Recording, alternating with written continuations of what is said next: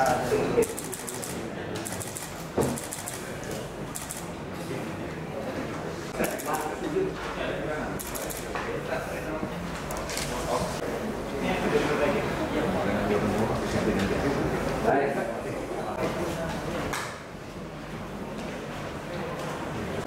pada hari ini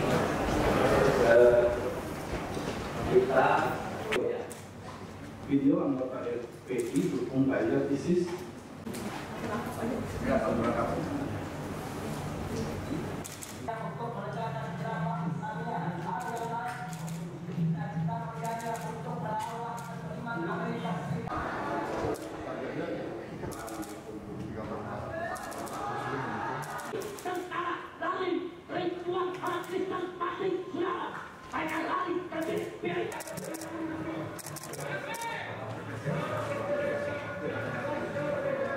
Assalamualaikum warahmatullahi wabarakatuh. Terima kasih atas kehadirannya. Hari ini, saat ini, pemerintah Republik Indonesia akan mengumumkan tentang status FPI atau Front Pembela Islam sebagai organisasi. Untuk mengumumkan ini, pemerintah hadir 10 pejabat yang terkait dengan ini semua. Pertama, saya sebagai Menko Polhukam. Lalu di sebelah kanan saya ada Profesor Dr. Andes Haji Muhammad Tito Karnavian, Menteri Dalam Negeri. Mungkin lebih bagus Pak ketika sebut namanya maskernya dibuka 3 detik. Biar kelihatan asli, jangan-jangan diwakili, kita tidak tahu juga. Profesor Tito Karnavian, oke, bisa dipasang lagi. Berikutnya di sebelah kiri saya hadir Bapak Kepala BIN, Bapak Budi Gunawan. Ya, Profesor Budi Gunawan. Kemudian ada Menkumham, Profesor Dr. Yasona Hamonangan Lauli. Oke. Kemudian Bapak Menkominfo Joni Plate. Kemudian ada Bapak Jaksa Agung Republik Indonesia Dr. ST Burhanuddin, Pak Burhanuddin. Kemudian ada Panglima TNI Marskal TNI Hadi Cahyanto. Kemudian Bapak Kapolri Jenderal Polisi Dr. Andes Idham Aziz MSI. Kemudian Kepala KSP Jenderal Purnawirawan Dr. Haji Muldoko SIP. Kemudian ada Kepala BNPT Badan Nasional Penanggulangan Terorisme Bapak Komjen Polisi Dr. Andes Boy Rafli Amar. Kemudian ada Kepala PPATK Dr. Dian Ediana Rai. Lalu di sini juga kita didampingi nanti oleh Pak Wamenkumham yang akan membacakan keputusan. Saya ingin menyampaikan hal-hal sebagai berikut. Bahwa FPI sejak tanggal 21 Juni tahun 2019. 20 Juni tahun 2019 secara de jure telah bubar sebagai ormas, tetapi sebagai organisasi FPI tetap melakukan aktivitas yang melanggar ketertiban dan keamanan dan bertentangan dengan hukum, seperti tindak kekerasan, sweeping atau razia secara sepihak, provokasi, dan sebagainya. Berdasar peraturan perundang-undangan dan sesuai dengan putusan MK nomor 82 PUU 11/2013 tertanggal 23 Desember tahun 2014, pemerintah melarang aktivitas FPI dan akan menghentikan setiap kegiatan yang dilakukan FPI karena FPI tidak lagi mempunyai legal standing, baik sebagai ormas maupun sebagai organisasi biasa.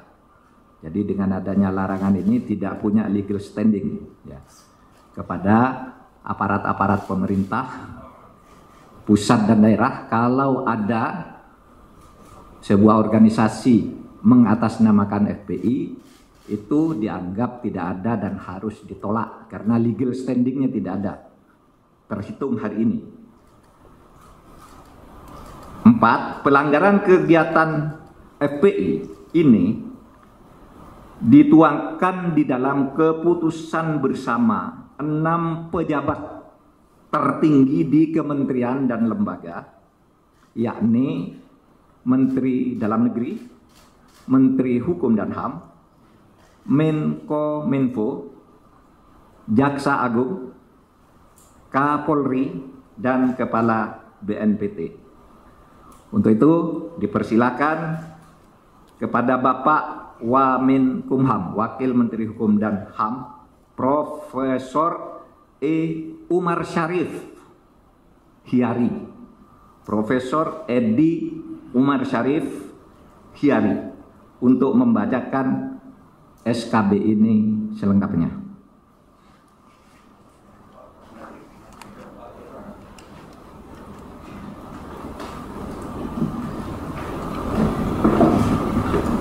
Bismillahirrahmanirrahim. Keputusan bersama Menteri Dalam Negeri Republik Indonesia, Menteri Hukum dan Hak Asasi Manusia Republik Indonesia, Menteri Komunikasi dan Informatika Republik Indonesia, Jaksa Agung Republik Indonesia, Kepala Kepolisian Negara Republik Indonesia, Kepala Badan Nasional Penanggulangan Terorisme, nomor 220/4780 tahun 2020, nomor M.HH/14.HH05.05 tahun 2020, nomor 690 tahun 2020, nomor 264 tahun 2020, nomor KB/3/12 angka Romawi 2020, nomor 320 tahun 2020 tentang larangan kegiatan, penggunaan simbol dan atribut serta penghentian kegiatan Front Pembela Islam. Menteri Dalam Negeri Republik Indonesia, Menteri Hukum dan Hak Asasi Manusia Republik Indonesia, Menteri Komunikasi dan Informatika Republik Indonesia, Jaksa Agung Republik Indonesia, Kepala Kepolisian Negara Republik Indonesia, Kepala Badan Nasional Penanggulangan Terorisme menimbang: A. Bahwa untuk menjaga eksistensi ideologi dan konsensus dasar bernegara yaitu Pancasila, Undang-Undang Dasar Negara Republik Indonesia tahun 1945, keutuhan Negara Kesatuan Republik Indonesia dan Bhinneka Tunggal Ika, telah diterbitkan Undang-Undang Nomor 17 Tahun 2013 tentang Organisasi Kemasyarakatan, sebagaimana telah diubah dengan Undang-Undang Nomor 16 Tahun 2017 tentang penetapan peraturan pemerintah pengganti Undang-Undang Nomor 2 Tahun 2017 tentang perubahan atas Undang-Undang Nomor 17 Tahun 2013 tentang Organisasi Kemasyarakatan menjadi undang-undang. B. Bahwa isi anggaran dasar Front Pembela Islam bertentangan dengan pasal 2 Undang-Undang Nomor 17 Tahun 2013 tentang Organisasi Kemasyarakatan, sebagaimana telah diubah dengan Undang-Undang Nomor 16 Tahun 2017 tentang penetapan peraturan pemerintah pengganti Undang-Undang Nomor 2 Tahun 2017 tentang perubahan atas Undang-Undang Nomor 17 Tahun 2013 tentang Organisasi Kemasyarakatan menjadi undang-undang. C. Bahwa keputusan Menteri Dalam Negeri nomor 01/00/00/10-D-3 angka Romawi .4 6 tanggal 20 Juni 2014 tentang Surat Keterangan Terdaftar atau SKT Front Pembela Islam sebagai organisasi kemasyarakatan berlaku sampai tanggal 20 Juni 2019 dan sampai saat ini Front Pembela Islam belum memenuhi persyaratan untuk memperpanjang SKT tersebut. Oleh sebab itu secara de jure terhitung mulai tanggal 21 Juni 2019 Front Pembela Islam dianggap bubar. D. Bahwa kegiatan organisasi kemasyarakatan tidak boleh bertentangan dengan pasal 5 huruf G, pasal 6 huruf F, pasal 21 huruf B dan D, pasal 59 ayat 3 huruf A, C, dan D, pasal 59 ayat 4 huruf C, dan pasal 82A Undang-Undang Nomor 17 Tahun 2013 tentang Organisasi Kemasyarakatan sebagaimana telah diubah dengan Undang-Undang Nomor 16 Tahun 2017 tentang penetapan peraturan pemerintah pengganti Undang-Undang Nomor 2 Tahun 2017 tentang perubahan atas Undang-Undang Nomor 17 Tahun 2013 tentang organisasi kemasyarakatan menjadi undang-undang. Bahwa pengurus dan atau anggota FPI maupun yang pernah bergabung dengan FPI berdasarkan data sebanyak 35 orang terlibat tindak pidana terorisme dan 29 orang diantaranya telah dijatuhi pidana. Di samping itu, sejumlah 206 orang terlibat berbagai tindak pidana umum lainnya dan 100 diantaranya telah dijatuhi pidana. F.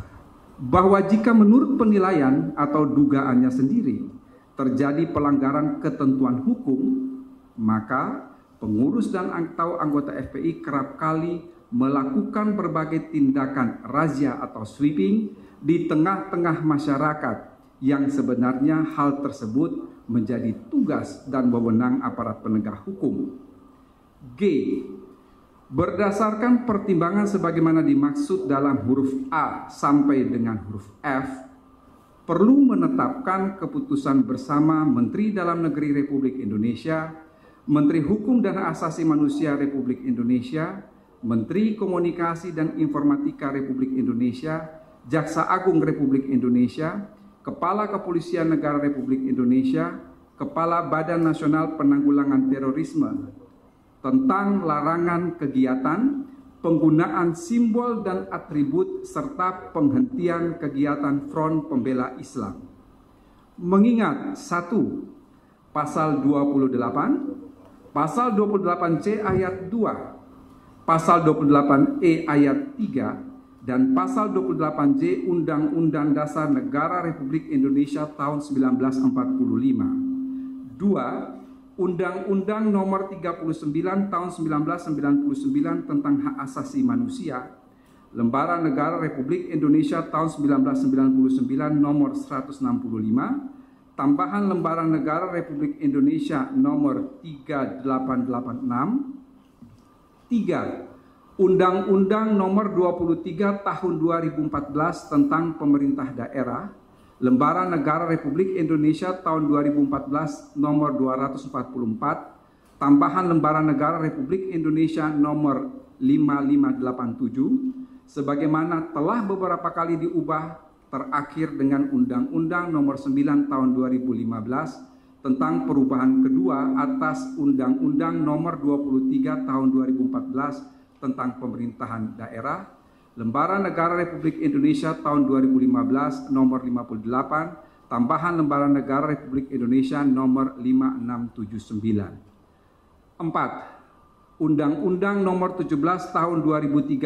tentang Organisasi Kemasyarakatan, Lembaran Negara Republik Indonesia tahun 2013 Nomor 116, tambahan Lembaran Negara Republik Indonesia Nomor 5430, sebagaimana telah diubah dengan Undang-Undang Nomor 16 Tahun 2017 tentang penetapan peraturan pemerintah pengganti Undang-Undang Nomor 2 Tahun 2017 tentang perubahan atas Undang-Undang Nomor 17 Tahun 2013 tentang organisasi kemasyarakatan menjadi undang-undang.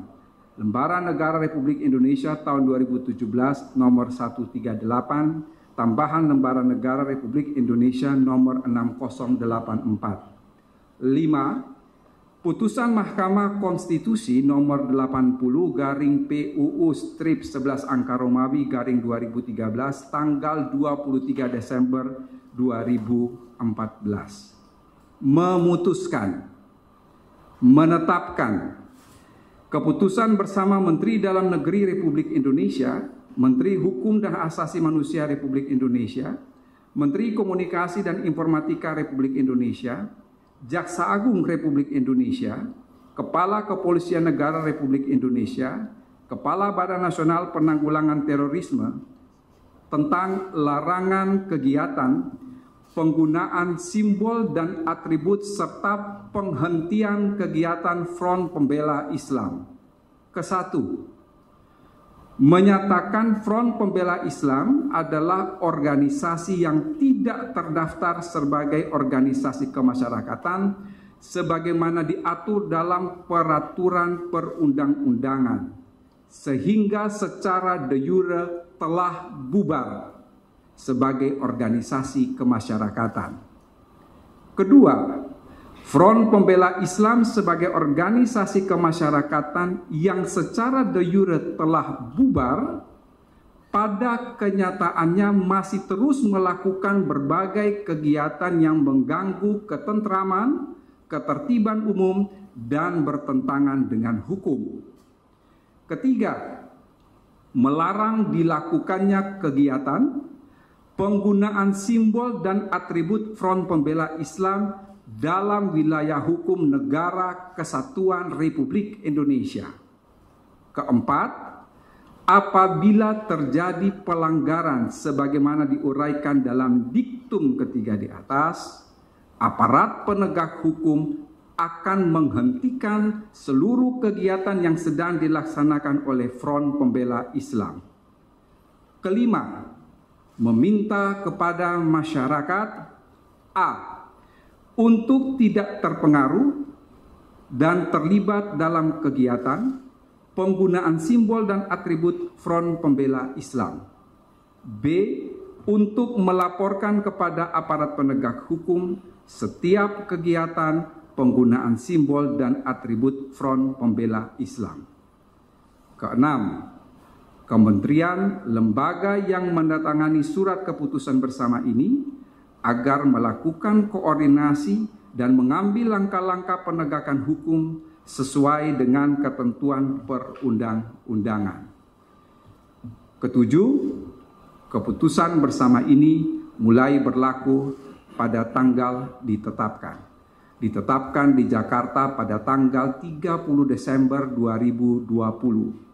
Menteri Dalam Negeri Republik Indonesia Muhammad Tito Karnavian, Menteri Hukum dan HAM Republik Indonesia Yasona Halaoli, Menteri Komunikasi dan Informatika Republik Indonesia Johnny G. Plate, Jaksa Agung Republik Indonesia Burhanuddin, Kepala Kepolisian Negara Republik Indonesia Jenderal Polisi Idam Aziz, Kepala Badan Nasional Penanggulangan Terorisme Komisaris Jenderal Boy Rafli Ahmad. Sekian, terima kasih.